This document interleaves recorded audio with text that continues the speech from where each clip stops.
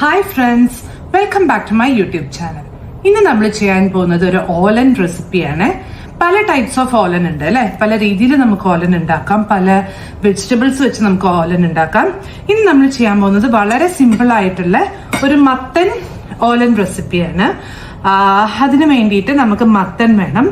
അതാ ഇങ്ങനെ thin slices ആയിട്ട് കട്ട് ചെയ്തിട്ട് ഈ ഷേപ്പിൽ കിട്ടുമെങ്കിൽ അതാണ് നല്ലത്.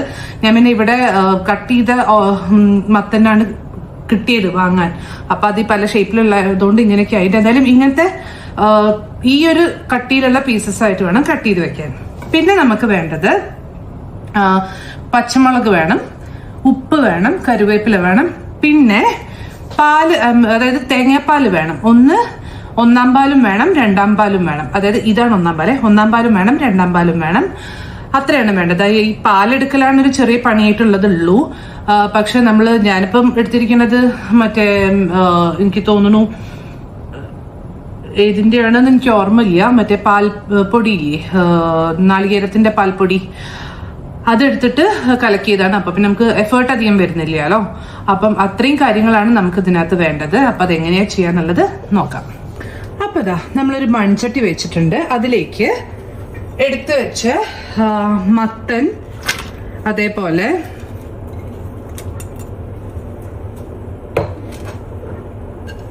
പച്ചമുളക്, പിന്നെ ഉപ്പ്, ഇത്രയും ഇട്ടിട്ട് നമ്മുടെ രണ്ടാം പാലും കൂടെ ഒഴിച്ചിട്ട്, ഈ രണ്ടാം പാലിലാണ് കേട്ടോ ഇത് വേവുന്നത്. രണ്ടാം പാലും കൂടെ ഒഴിച്ച് തീ ഓൺ ചെയ്ത് വേവിക്കാൻ വെക്കാം. ഒന്ന് അടച്ചു വെക്കാം. ഈ മത്തനധികം വേവൊന്നുമില്ല, അതുകൊണ്ട് പെട്ടെന്ന് വെന്തോളും. ഒന്ന് അടച്ചു വെക്കാം, ഇത് വേവട്ടെ. എന്നിട്ട് നമുക്ക് അടുത്ത സ്റ്റെപ്പിലേക്ക് പോവാം. അപ്പൊ നമുക്കൊന്ന് തുറന്നു നോക്കാം. ഇത് തിളയ്ക്കാൻ തുടങ്ങിയിട്ടുണ്ട്.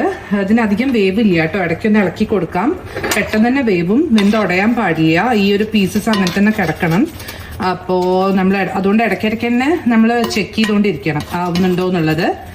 ഓക്കെ, ഇപ്പൊ എന്തായാലും ആയിട്ടില്ല. നമുക്ക് ഒന്നും കൂടെ കവർ ചെയ്തിട്ട് വേവിക്കാൻ വെക്കാം. ഓക്കെ,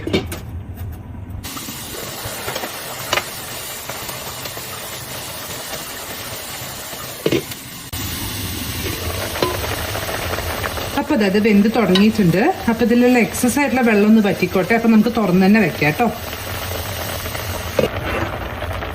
അപ്പൊ ഏകദേശം വറ്റിയിട്ടുണ്ട്.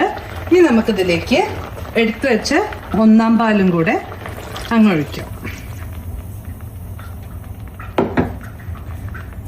ഒന്നാം പാലും കൂടെ ഒന്ന് ജസ്റ്റ് ഒന്ന് തിളച്ചു വരുമ്പം നമുക്കിത് ഓഫ് ചെയ്യാം.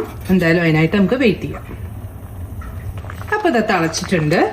നമുക്ക് സ്റ്റവ് ഓഫ് ചെയ്തിട്ട് നമുക്കിതിലേക്ക്, ഞാൻ നേരത്തെ പറഞ്ഞില്ലായിരുന്നു അല്ലേ, നമുക്കിതിന് വെളിച്ചെണ്ണയും കൂടെ വേണം കേട്ടോ. നല്ല പച്ച വെളിച്ചെണ്ണ ഇതിന്റെ മേലെ കൂടെ ഒന്ന് ഒഴിച്ചെടുക്കാം. വെളിച്ചെണ്ണ പിന്നെ ഓഫ് കോഴ്സ് നമ്മുടെ നാടൻ വിഭവങ്ങളിലെല്ലാം വളരെ ഇമ്പോർട്ടൻ്റ് ആണല്ലോ. കുറച്ച് നല്ലോണം പച്ച വെളിച്ചെണ്ണ ഒഴിച്ചെടുക്കാം. എന്നിട്ട് കറിവേപ്പിലയും കൂടെ അങ്ങോട്ട് ഇടാം. അടുപ്പിന്റെ ചൂടുകൊണ്ടാണ് ഇരുന്ന് വീണ്ടും തിളയ്ക്കുന്നത്. നമുക്ക് എന്നിട്ട് ഇതങ്ങ് മാറ്റി വെക്കാം. അപ്പൊ നമ്മുടെ ചൂട് പാർന്ന ഓലൻ റെഡി ആയിട്ടുണ്ട് കേട്ടോ. അപ്പോ ഇത് ഇത്ര ഈസി എന്ന് പറയുമ്പോൾ നിങ്ങൾ വിചാരിക്കും പാലെടുക്കേണ്ട പണിയൊക്കെ ഉണ്ടല്ലോ. അതിന് കുറച്ച് നാളികേരപ്പാലിന്റെ പൊടി വാങ്ങിച്ചു വെച്ചാൽ മതി. ഇങ്ങനത്തെ സിറ്റുവേഷൻസിൽ നമുക്ക് ഈസി ആയിട്ട് ഉണ്ടാക്കാൻ പറ്റും. അപ്പൊ എന്തായാലും എല്ലാവരും ട്രൈ ചെയ്യൂ. വീഡിയോ ഇഷ്ടപ്പെട്ടെങ്കിൽ ലൈക്ക് ചെയ്യൂ, സബ്സ്ക്രൈബ് ചെയ്യൂ, കമന്റ് ചെയ്യൂ, വേണ്ടപ്പെട്ടവർക്ക് ഷെയർ ചെയ്യൂ. അപ്പൊ അടുത്ത വീഡിയോയിൽ കാണുന്നവരെ ബൈ.